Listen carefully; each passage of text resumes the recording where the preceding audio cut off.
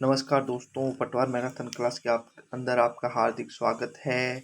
जैसा कि अभी सभी जानते हो कि हमने अभी एक और क्लास स्टार्ट की है, वो है राजस्थान हाई कोर्ट के लिए मैराथन क्लास।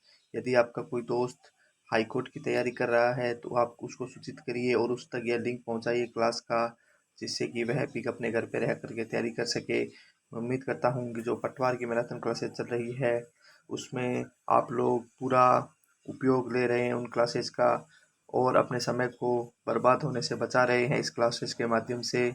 तो बगैर किसी देरी हुए हम अपनी क्लास को स्टार्ट करते हैं। उससे पहले आपके लिए एक सूचना, यदि आपने हमारे चैनल को सब्सक्राइब नहीं किया है तो सबसे पहले हमारे चैनल को आप सब्सक्राइब कीजिए और बेल बटन पे प्रेस कीजिए।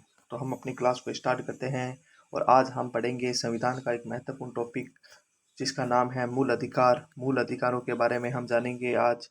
और ये मूल अधिकार होते हैं, ये व्यक्ति के विरुद्ध प्राप्त होते हैं, व्यक्ति को राज्य के विरुद्ध होते हैं।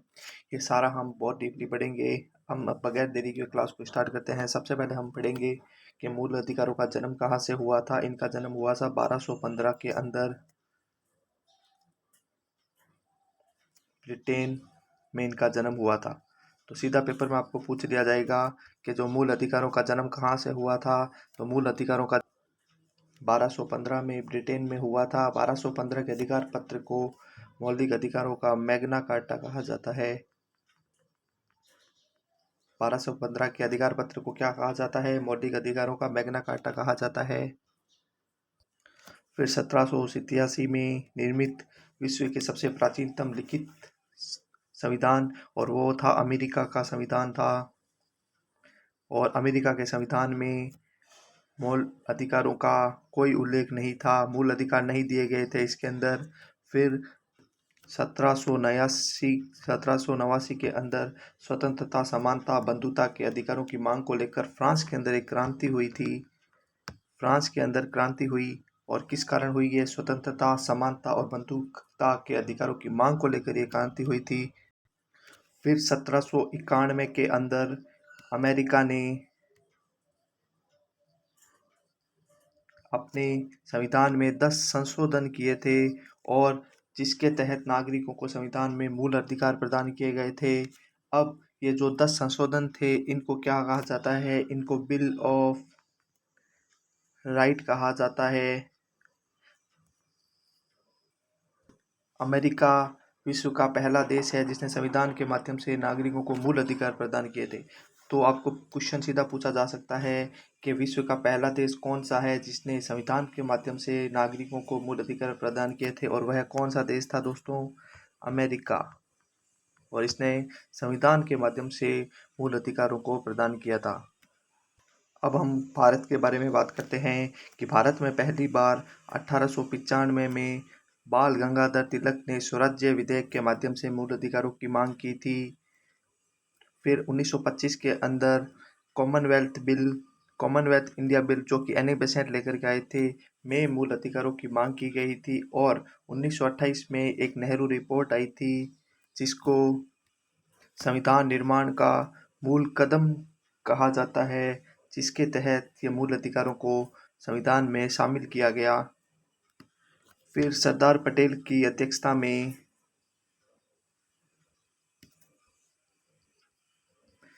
1931 में कराची अधिवेशन में मूल अधिकारों के संबंध में प्रस्ताव पारित किया गया। 1945 में तेग बहादुर सप्रू समिति ने मूल अधिकारों को संविधान में शामिल करने की सिफारिश की।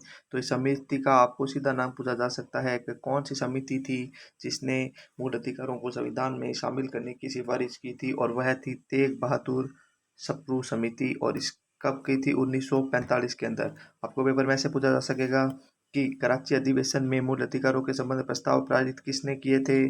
और वह हाँ किस सरदार पटेल ने किए थे। और कब किए थे? 1931 में। इस टाइप से इसमें आपको क्वेश्चन पूछे जा सकते हैं।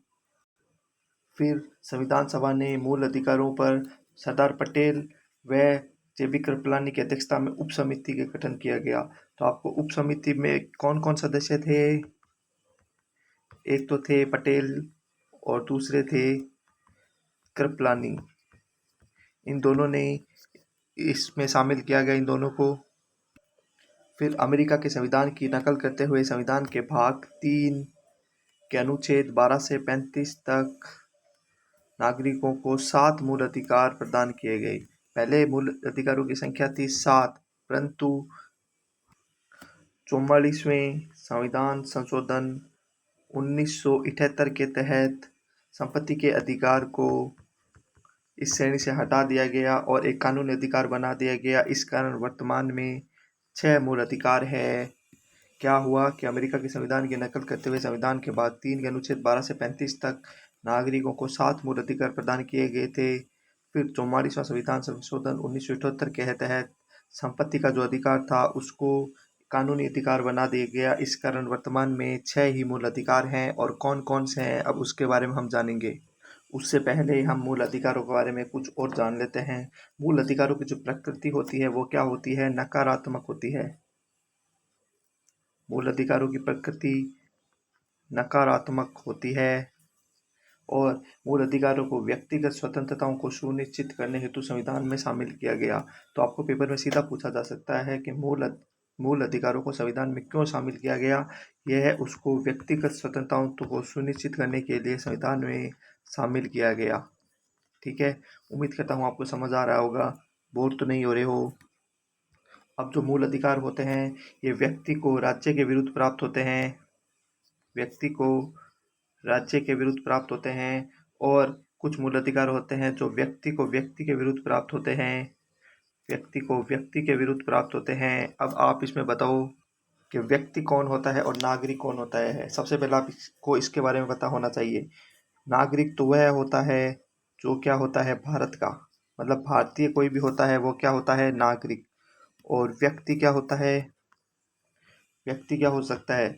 जो भारतीय भी हो सकता है और विदेशी भी हो सकता है। तो सबसे पहले हमें पता होना चाहिए कि नागरिक किसको कहते हैं और व्यक्ति किसको कहते हैं। नागरिक तो होगा जो भारत का होगा इसलिए उसको भारतीय होता है वो। व्यक्ति भारत का भी हो सकता है और विदेशी भी हो सकता है। तो अब आप उम्मीद करता हूँ कि व्यक्ति और नागरिक में कभी भी कंफ्यूज नहीं होंगे।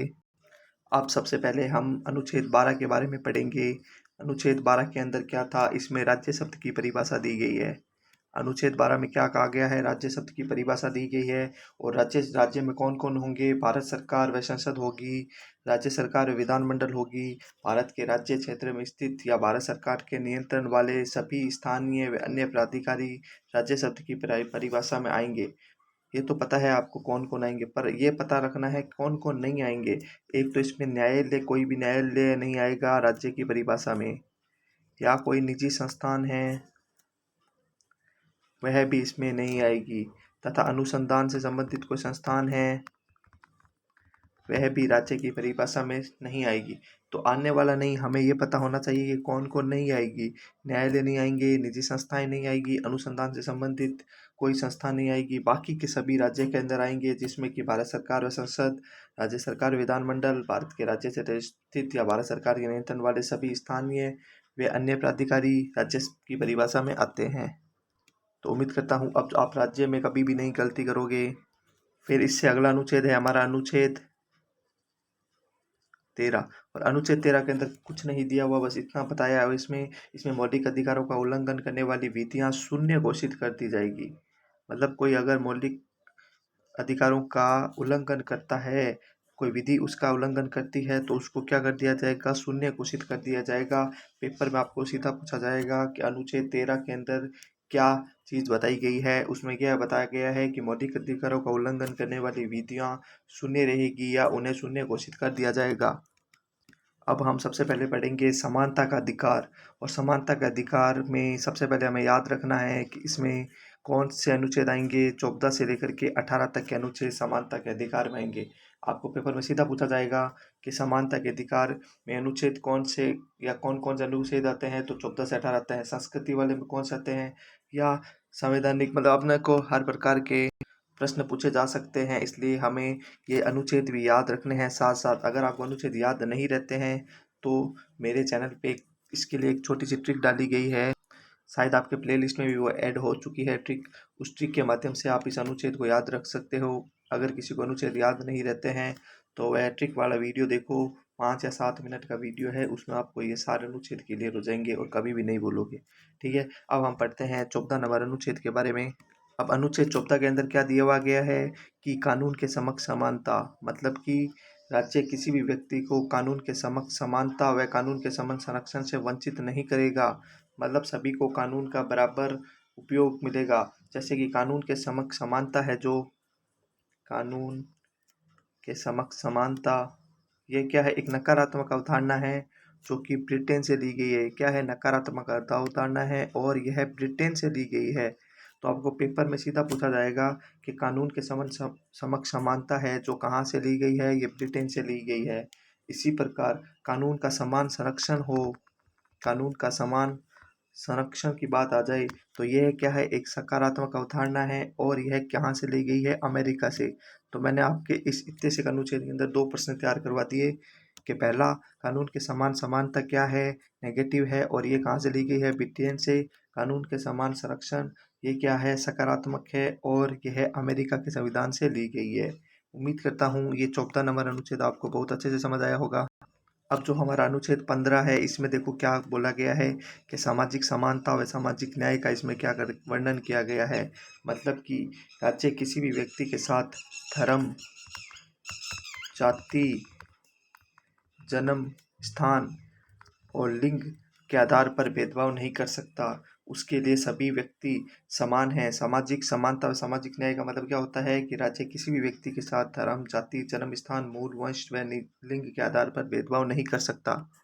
अब जो हमारा अनुच्छेद 16 है, इसके अंदर क्या बताया गया है, इसमें सामाजिक आरक्षण को परिभाषित किया गया है। इसमें क्या किया गया है कि राज्य के अधीन सेवाओं में नियुक्ति, मतलब कोई राज्य में कोई सेवा में नियुक्ति और नियोजन के संबंध में प्रत्येक नागरिक को अवसर की समानता, मतलब प्रत्येक नागरिक को क्या है, अवसर मिलना चाहिए नियुक्ति के लिए। तो आपको पेपर में सीधा प्रश्न पूछा जाएगा कि अवसर की समानता कौन से अनुच्छेद के अंतर्गत आती है, वो अनुच्छेद 16 के अंतर्गत आती है। प्रत्येक व्यक्ति को राज्य के अधीन सेवाओं में नियुक्ति व नियोजन के संबंध में अवसर की समानता होगी, यह इस अनुच्छेद के अंदर बताया गया है। इसके अंदर हमारे ओबीसी को 27% आरक्षण का प्रावधान है। Creamy layer, non creamy layer, ये सभी चीज़ें हमारे सामाजिक आरक्षण के अंदर आती है और अनुच्छेद 16 के अंदर आती है ये। और जो क्रीमी लेयर और नॉन क्रीमी लेयर वाली अवधारणा है, यह एससी और एसटी पे दोस्तों कभी भी नहीं लागू होती है। एससी और एसटी पे ये creamy layer non creamy layer वाली कभी लागू नहीं होती है, यह जनरल ओबीसी पे होती है। फिर जो हमारा अगला अनुच्छेद है वह है अनुच्छेद 17, और 17 के अंदर क्या कहा गया है कि अस्पृश्यता का अंत। किसी भी राज्य या व्यक्ति किसी भी व्यक्ति के साथ अस्पृश्यता नहीं कर सकते। पहली बार अस्पृश्यता अधिनियम 1955 में बना था। तो पेपर में सीधा पूछा जाएगा कि पहली बार अस्पृश्यता अधिनियम कब बना था, और वह बना था हमारा 1955 के अंदर बना था। फिर 1989 में 1955 वाले की जगह पे आया था एससी एसटी अत्याचार निवारण अधिनियम, ये लागू हुआ था। और वर्तमान में अनुसूचित जाति जनजातियों के लिए 2018 में एक अधिनियम लागू हुआ है। फिर एस के महाजन बना महाराष्ट्र राज्यवाद 2018 में सर्वोच्च न्यायालय के 2 न्यायाधीश की पीठ थी। उन्होंने उन्होंने कहा था कि एससी एसटी के अत्याचार के संबंध में शिकायत मिलने पर पहले जांच की जाए तथा आरोप साबित होने पर गिरफ्तार किया जाए, क्योंकि लोग इसका क्या है, बहुत ज़्यादा गलत यूज करने लग गए थे।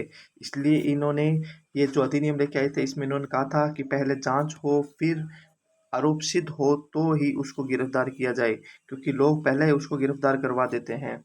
तो अक्टूबर 2019 के अंदर अक्टूबर 2019 के अंदर सर्वोच्च न्यायालय ने अपने इस निर्णय को रद्द कर दिया।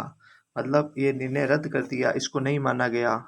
अब हम पढ़ेंगे अनुच्छेद 18। 18 में क्या कहा गया है कि राज्य शिक्षा व सैन्य क्षेत्र को छोड़कर अन्य भी किसी क्षेत्र में उपाधियां प्रदान नहीं कर सकता। इसमें क्या कहा गया है, उपाधियों का अंत। मतलब कि राज्य शिक्षा व सैन्य क्षेत्र को छोड़ करके अन्य किसी भी क्षेत्र में उपाधियां प्रदान नहीं कर सकता। और यह जो अनुच्छेद है यह अनुच्छेद है निर्देशात्मक अनुच्छेद है। मतलब एक तरह का अपने को निर्देश है, इसका उल्लंघन करने पर कोई दंड नहीं मिल सकता। यह निर्देशात्मक अनुच्छेद है, आदेशात्मक या दंडात्मक नहीं है, अर्थात उल्लंघन करने पर इस पर सजा का प्रावधान नहीं है इसके अंदर। इसमें बताया गया है कि जो भारत का नागरिक है किसी दूसरे देश की उपाधि नहीं लेगा। भारत का कोई नागरिक है वह दूसरे देश की उपाधि नहीं ले सकता। भारत का नागरिक जो राज्य के अधीन सेवा में है, राष्ट्रपति की अनुमति के बिना किसी देश में पदवी नहीं ले सकता। उसको परमिशन किससे लेनी पड़ेगी? राष्ट्रपति से। यदि वह कोई सेवा में है तो उसको राष्ट्रपति से परमिशन लेनी पड़ेगी और फिर वह पदवी ले सकता है। बगैर राष्ट्रपति की परमिशन के वह पदवी नहीं ले सकता। तो ये था हमारा अनुच्छेद 18 के अंदर उपाधियों का अंत। अब अगला हमारा अनुच्छेद है मतलब स्वतंत्रता का अधिकार, अनुच्छेद 19 से 22 तक। बहुत इंपॉर्टेंट है, पेपर में इसमें से निश्चित क्वेश्चन आएगा आपके। स्वतंत्रता का अधिकार, सबसे पहले इसका अनुच्छेद याद रखो। 19 से 22 तक इसका अनुच्छेद है। इसमें कुछ नहीं है। अनुच्छेद 19 में क्या कहा गया है? ये नागरिकों को प्राप्त है। नागरिक मैंने आपको बता दिया, नागरिक कौन होता है? जो हमारे देश का हो, भारतीय। और व्यक्ति कौन हो सकता है? जो भारतीय भी हो सकता है और विदेशी भी हो सकता है। तो अब आप नागरिक और व्यक्ति में कभी भी कंफ्यूज नहीं होइए। तो इसमें क्या बताया गया है कि सात पहले 7 प्रकार की स्वतंत्रता का उल्लेख था, परंतु वर्तमान में 6 प्रकार की स्वतंत्रता का उल्लेख है, क्योंकि संपत्ति के अर्जन, धारण और व्यय करने की स्वतंत्रता को हटा दिया गया है। इसलिए वर्तमान में 6 प्रकार की स्वतंत्रता प्राप्त है। कौन कौन सी है वो? पहली है हमारी विचार और अभिव्यक्ति की स्वतंत्रता। विचार एवं अभिव्यक्ति की स्वतंत्रता। अब विचार एवं अभिव्यक्ति की स्वतंत्रता में क्या चीज आएगी? इसमें आएगा कि इसमें प्रेस की स्वतंत्रता, चलचित्र प्रकाशित करने की स्वतंत्रता, राष्ट्रीय ध्वज फहराने की स्वतंत्रता, सूचना का अधिकार, उम्मीदवारों की पृष्ठभूमि जानने का अधिकार, चुप रहने का अधिकार भी इसके अंतर्गत है। ये जो चुप रहने का अधिकार है ना, ये भी किसके अंतर्गत है? अनुच्छेद 19 के अंतर्गत आता है। एक इसमें होता है भ्रमण करने की स्वतंत्रता। भारत के राज्य के भीतर किसी भी भाग में भ्रमण करने की स्वतंत्रता व्यक्ति को प्राप्त होती है। एक इसमें आता है निवास करने की स्वतंत्रता। आप चाहो वहां रह सकते हो, इसलिए इसमें निवास करने की स्वतंत्रता भी इसमें आती है। वृत्ति, उपजीविका, व्यापार करने की, मतलब आप कुछ भी बिजनेस कर सकते हो, कारोबार कर सकते हो, यह भी आपको क्या है? स्वतंत्रता प्राप्त है। एक है इसमें निरायुध एवं शांतिपूर्ण सम्मेलन, मतलब सभा सभा भी आप क्या कर सकते हो, उसकी भी आपको स्वतंत्रता है। सहकारी समिति बनाने की आपको स्वतंत्रता है। ये कई प्रकार की स्वतंत्रताओं का उल्लेख अनुच्छेद 19 के अंदर है। अब जो हमारा अगला अनुच्छेद है, अनुच्छेद 20, इसमें क्या कहा गया है कि दोष सिद्धि के संबंध में प्रावधान है। इसमें क्या कहा गया है कि तो अपराधों के लिए दोष सिद्धि के संबंध में संरक्षण, मतलब कि किसी भी व्यक्ति को तब तक अपराधी घोषित नहीं किया जा सकता जब तक कि उसने किसी विधि का उल्लंघन नहीं किया हो। तो विधि का उल्लंघन नहीं किया हो जब तक उसको क्या है? अपराधी घोषित नहीं किया जा सकता। फिर एक है इसमें, एक अपराध के लिए अगर व्यक्ति ने एक अपराध किया है तो उसको क्या है? एक बार ही सजा मिलनी चाहिए। एक अपराध की सजा एक बार ही मिलनी चाहिए, नहीं ऐसा नहीं है कि उसको दो दो तीन तीन बार एक ही अपराध के लिए सजा मिल रही है। एक इसमें होता है व्यक्ति को अपने विरुद्ध साक्ष्य देने के लिए बाध्य नहीं किया जा सकता, मतलब अपने विरुद्ध कोई साक्ष्य दो उसके लिए उसको बाध्य नहीं किया जा सकता। अब जो हमारा अगला अनुच्छेद है वह बहुत इंपॉर्टेंट अनुच्छेद है और इसका नाम है अनुच्छेद 21 और यह है हमारा प्राण एवं दैहिक स्वतंत्रता या जीवन जीने का अधिकार। राज्य किसी भी व्यक्ति को विधि द्वारा स्थापित प्रक्रिया के अलावा अन्य किसी तरीके से प्राण और दैहिक स्वतंत्रता से वंचित नहीं रख सकता। किसी भी तरीके से प्राण दैहिक नहीं रख सकता। ये इसमें इस अनुच्छेद के अंदर सर्वाधिक अधिकार अंतर्निहित है और इसमें कुल मिलाकर के 60 प्रकार के अधिकार अंतर्निहित है, 60 प्रकार के। इसलिए ये अनुच्छेद बहुत ज़्यादा इंपॉर्टेंट है, अनुच्छेद 21। और इसमें क्या होता है? प्राण और दैहिक स्वतंत्रता का अधिकार। पेपर में आपको सीधा पूछा जाएगा कि अनुच्छेद 21 का संबंध क्या है, अनुच्छेद 21 में क्या है।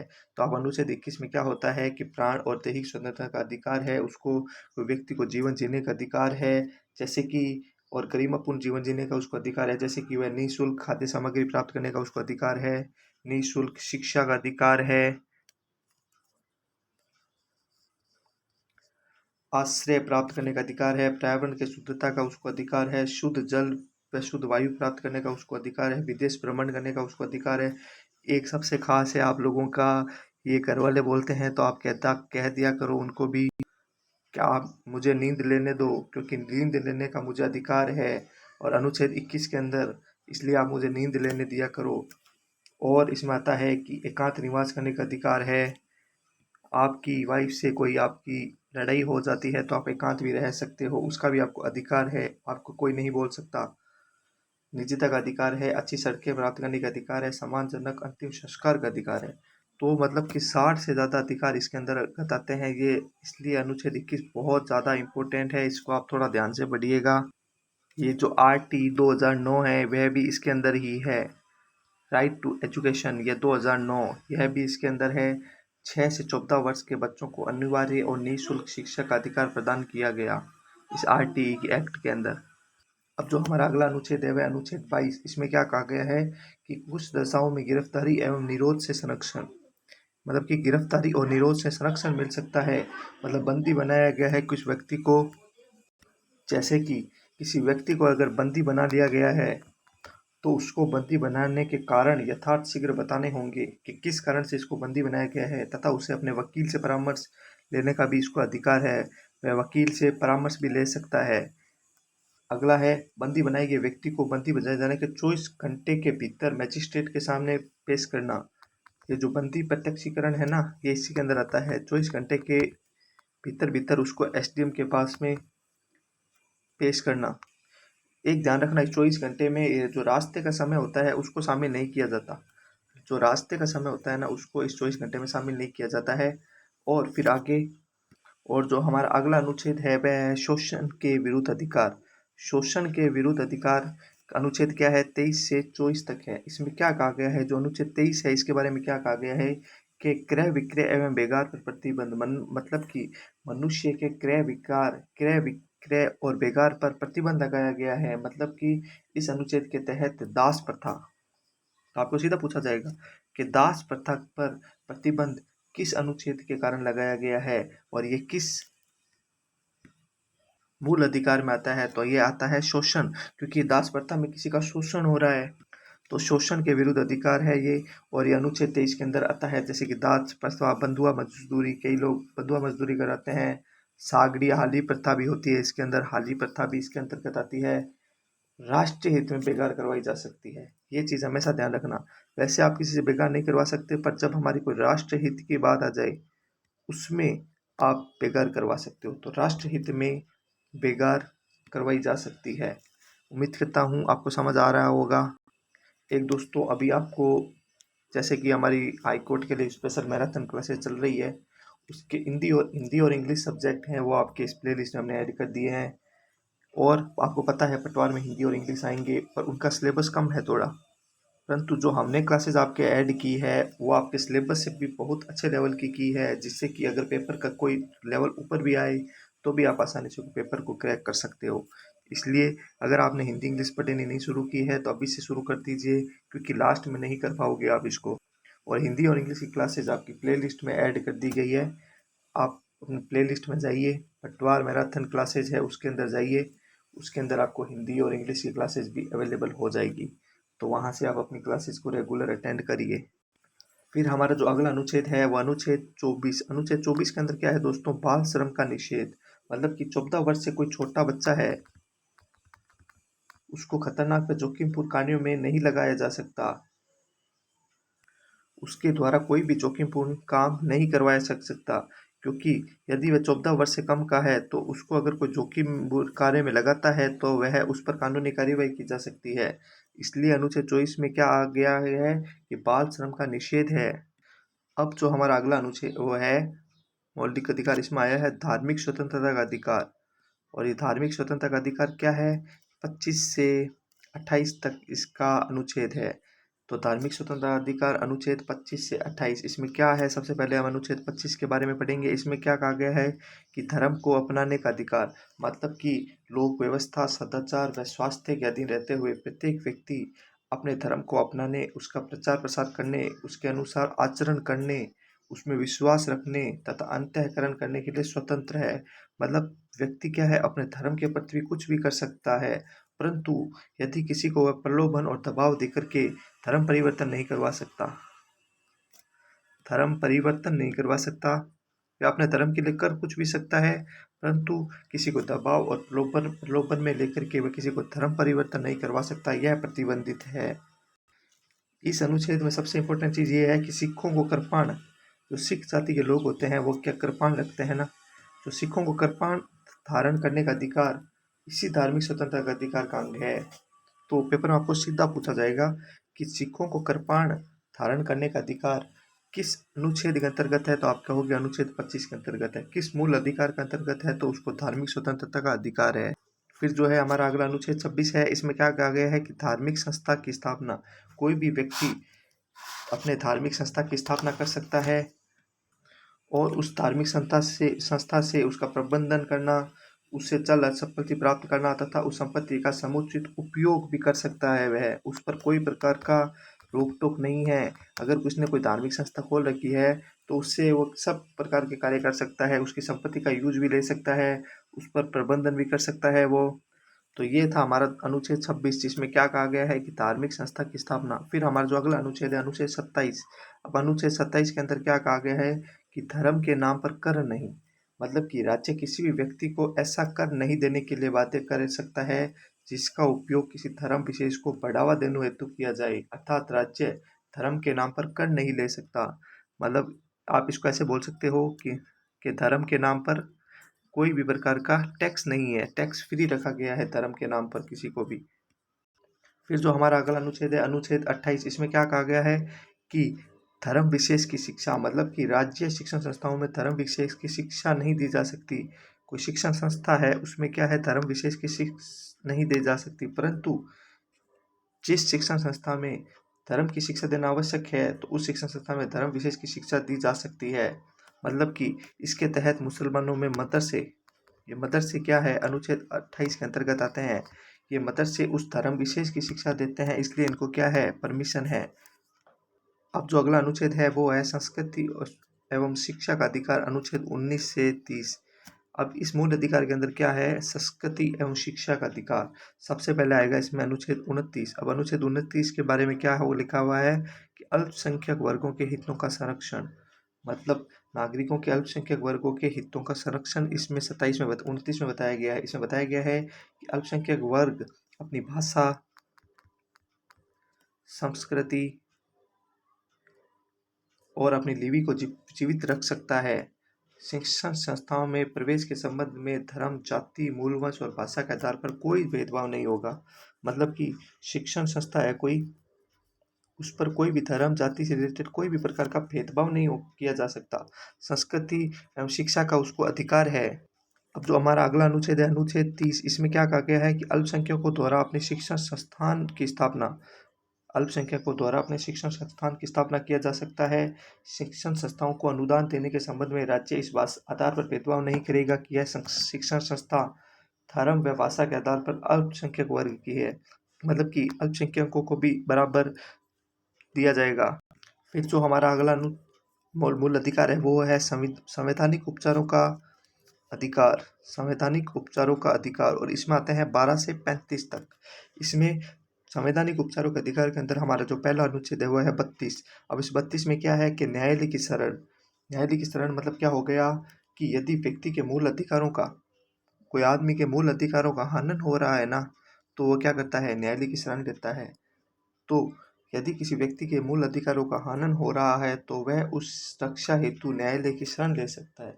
मतलब मूल अधिकारों का कोई हो रहा है तो वह न्यायालय की शरण ले सकता है। अनुच्छेद 32 में सर्वोच्च न्यायालय मूल अधिकारों पर 5 प्रकार की रीट जारी करता है। अब ये 5 प्रकार की रीट जारी इसी के तहत की गई है। और ये 5 प्रकार की रीट कौन कौन सी होती है, पहली होती है बंदी प्रत्यक्षीकरण, दूसरी होती है प्रतिषेध, तीसरी होती है अधिकार परीक्षा, चौथी होती है परमादेश। ये आपको हम हाई कोर्ट, सुप्रीम कोर्ट करवाएंगे, उसके बारे में उसको डीपली से पढ़ाएंगे। और पांचवी होती है उत्प्रेषण। अपने को अभी नाम याद रखना है इसके, कौन कौन सी होती है, बंदी प्रत्यक्षीकरण, प्रतिषेध, अधिकार परीक्षा, परमादेश और उत्प्रेषण। ये 5 प्रकार की रीट हाई कोर्ट जारी करता है। सॉरी, हाई कोर्ट नहीं, सुप्रीम कोर्ट जारी करता है इसको, ठीक है, सही कर लेना इसको थोड़ा सा। और जो हाई कोर्ट होता है ना वो 6 प्रकार की रीट जारी करता है, ठीक है, इसको आप थोड़ा सा सही कर लेना। और जो अनुच्छेद 33 है, अनुच्छेद 33 में क्या कहा गया है कि सैन्य, अर्धसैन्य व के मूल अधिकारों पर संसद द्वारा प्रतिबंध होगा। कोई भी सैन्य, अर्धसैन्य या आसूचना मतलब आईबी व लोक व्यवस्था से जुड़े व्यक्तियों के मूल अधिकारों पर संसद का प्रतिबंध होना। अनुच्छेद 33 तक हमने पढ़ लिया है। अनुच्छेद 35-34, अगले 34 में क्या चीज कही गई है कि सैन्य विधि के परिवर्तन के कारण हुए नुकसान की भरपाई हेतु संसद द्वारा विधि निर्माण, मतलब कि कोई सैन्य विधि बनाई। फिर हमारा जो अगला अनुच्छेद है अनुच्छेद 35, इसमें क्या कहा गया है कि विधि निर्माण संसद द्वारा कोई भी विधि का निर्माण किया जाएगा और वह किसके द्वारा किया जाएगा? संसद के द्वारा। मूल अधिकारों के संबंध में विधि निर्माण संसद द्वारा किया जाता है। राज्य विधानमंडल विधि निर्माण नहीं कर सकता। ये चीज आप नोट कर लीजिए कि जो राज्य विधानमंडल है